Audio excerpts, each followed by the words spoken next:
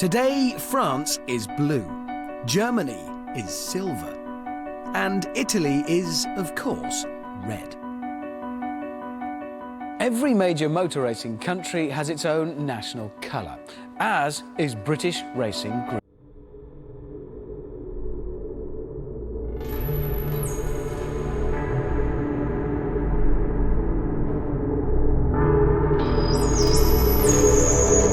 That the newspaper he ran wasn't the socialist worker, because he once set fire to a large roll of money, complaining it wouldn't fit in his pocket. But Bennett also organised some of the world's first Grand Prix. These were road races which pitted nation against nation, and for the 1903 event, each country was told to choose a national colour. The French picked blue, the Italians black, and the Belgians yellow. And the British, well, we were actually due to host the race that year.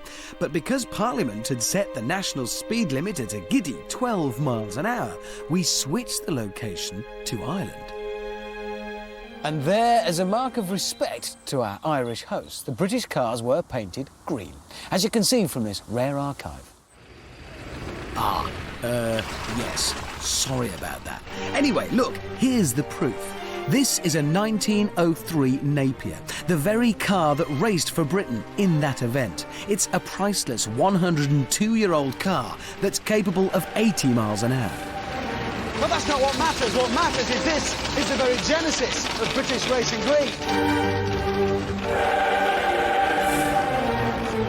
And then from there, things sort of jumped around a bit. The Italians nicked red from America. Meanwhile, the Germans, they switched to silver, ditching white, which went to Japan. Meanwhile, us Brits, well, we stuck to our guns. We stuck to good old green. There was never one particular shade. The 1930s Bentley Blowers of Le Mans fame, for example, used a rich, dark tone. The colour is known as Brunswick green, and it can trace its roots back to 18th century British riflemen.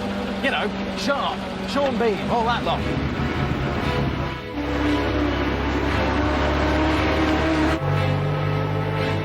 And in the Bentley's wake came Astons, Coopers, Lotuses, Sunbeams and Jags. Everywhere you looked, it was a sea of green.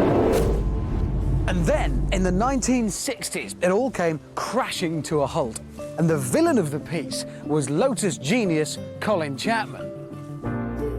His 1968 Lotus 49 won the World Championship thanks to its radical new technology.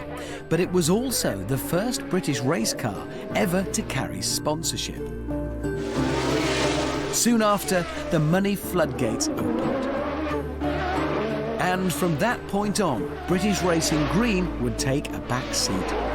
But if this story has made you all nostalgic and in the mood for a piece of that history, I've got some good news.